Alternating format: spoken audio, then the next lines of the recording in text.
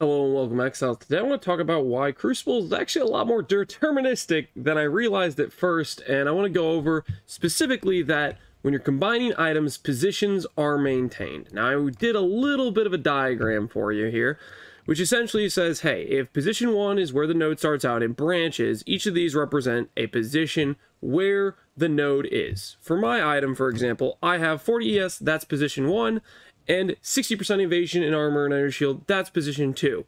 Now, I am trying to build a perfect Emperor's Vigilance base because I believe shield throw is exactly busted, and I want to basically see if I can make a really insane, completely broken build with it.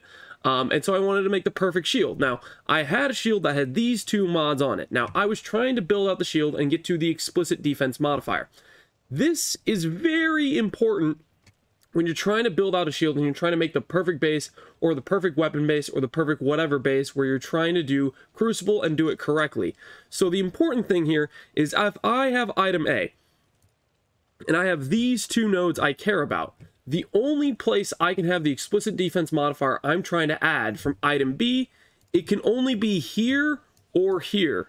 If I have the Explicit Defense mod here and I combine, well, I might get a shield that has all the nodes I want, but it will maintain this position, aka I can never get to it. I can never spec 3 nodes in a row, and I've essentially bricked myself. This is something that some people probably realized, I didn't realize until yesterday, and it makes a big difference when you're trying to create a perfect little string of good nodes to make your perfect ideal base. Simply how it works is, for me, I had the 40 ES, that's what I started with, and I said, you know what, I'll just YOLO and try to combine another 60% armor, evasion, energy shield. One I'd found, I got lucky, I got them together, but from there on out, I was imprinting my base. You can imprint a base, and that will maintain the Crucible tree you had before. So if you imprint the magic base with these two nodes, and then I grab the shield that has Explicit Defense modifier, I would then try to combine the two, and if it didn't work, if it bricked any of these other nodes, I would then imprint back, and then I would get another base with Explicit Defense, and I would build my way out until I had a string of 3. And then I would go for my 4th node, and then my 5th node, so on and so forth, just building the shield until I had 4 or 5 perfect nodes I like. I got the 3 defensive mods, the best possible version of this shield with the Emperor's Vigilant means we can hit 1,000 energy shield breakpoint.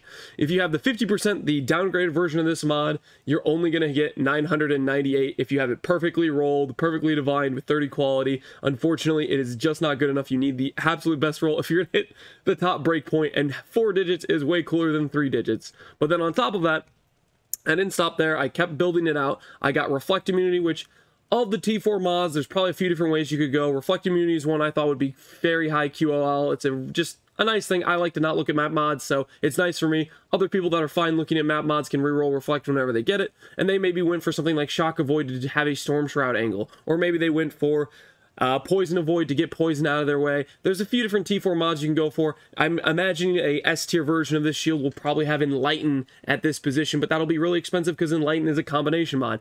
Point is, you build out your shield, and then eventually you'll have a perfect set of nodes. And this works for weapon crafting, this will work for shield crafting, whatever you're trying to build. If you have some perfect mods, you can build it out one by one. And the main thing you have to remember is the position matters. At one point in this shield, I had gotten this mod, this mod, this mod, and this mod, and my shield was missing a node right here.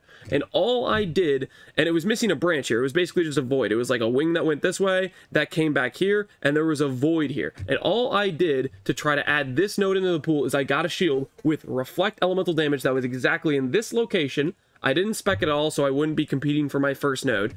And I combined it, and it does have a chance to add the node where it was and then add in the bridges to that node as well, and that's what we ended up here. So there you go. That is for me the biggest change in how you can make Crucible a bit more deterministic.